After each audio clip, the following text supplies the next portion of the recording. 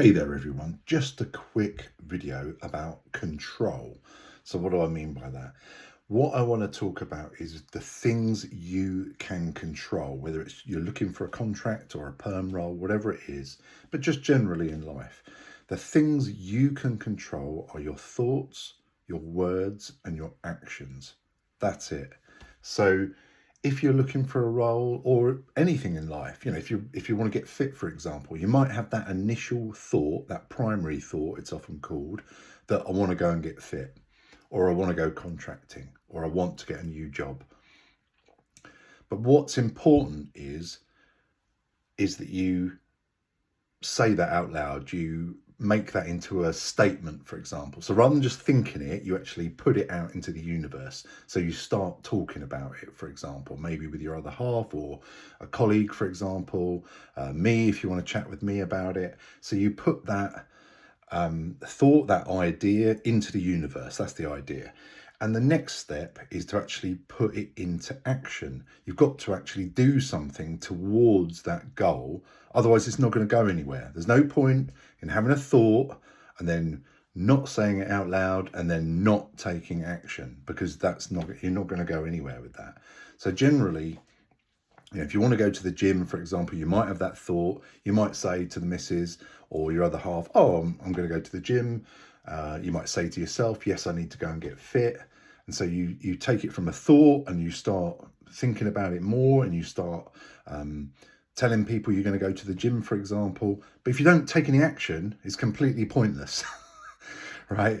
So you've got to have that thought, put words to it. I'm going to go and do this, tell someone about it, for example, and then you've got to take the next step by taking the first step of action. I was just saying to my son today, because he's doing GCSE revision, about thinking about doing the revision. Then he's got to actually come up with a bit of a plan, and I asked him what it was, so he put it into words. I'm going to do this, then I'm going to do that.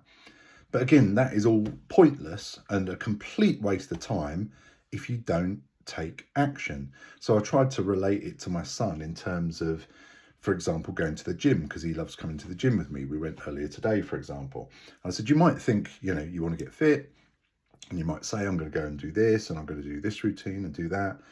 But if you don't do it, it's absolutely pointless. So I think he got the analogy there with going to the gym, that you can have all these thoughts and ideas and, great in good intentions, but unless you take the first step and take action, you're not going to go anywhere.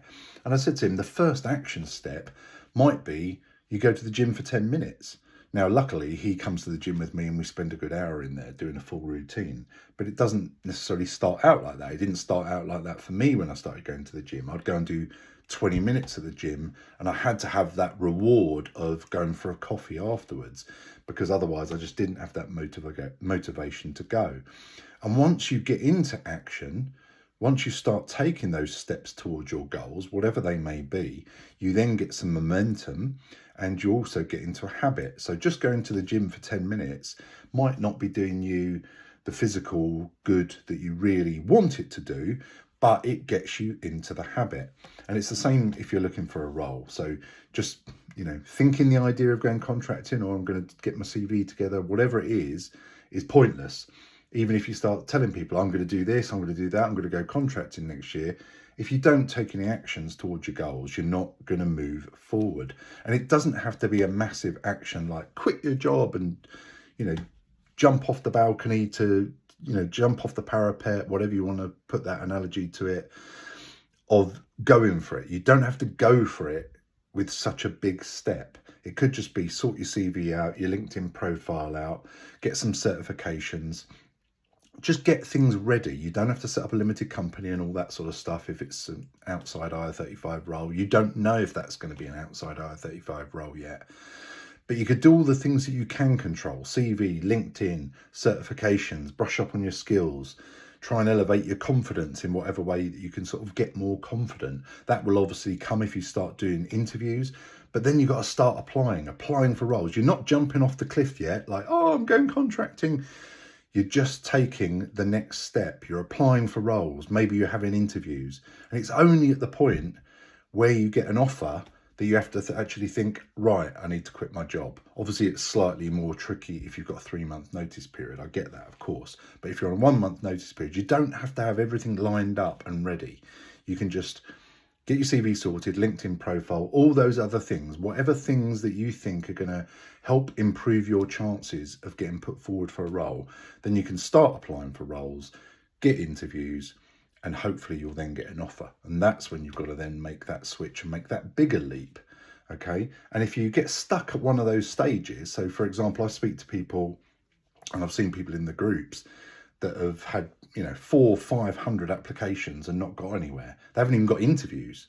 Now that, it doesn't mean it's always your CV and LinkedIn, but generally I find there's usually a problem with your CV and LinkedIn profile. It could be that you're going for the wrong sorts of jobs, but if you just think about it logically, if you're applying for 400 roles and you're not getting past the first hurdle, well, what's stopping them? What's stopping them putting you forward for that role? It could be the CV, it could be your LinkedIn profile, as two clear examples of where people can be stopped dead in their tracks.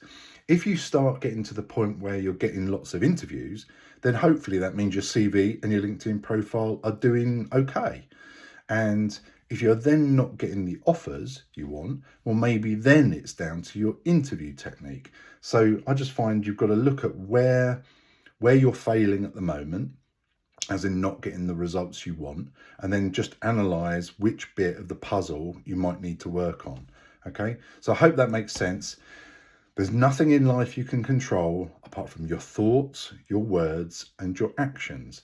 So just got to make sure that you align those 3 things. If you have that thought, if you say that word out loud or that sentence out loud, that promise out loud to yourself and to others, you've then got to take the next step and actually put it into action. Okay. Anyway, I hope that's useful. Wish you all the best. Any support needed at all, then just drop me a DM on LinkedIn or drop me an email. Okay. All the best. Cheers. Bye.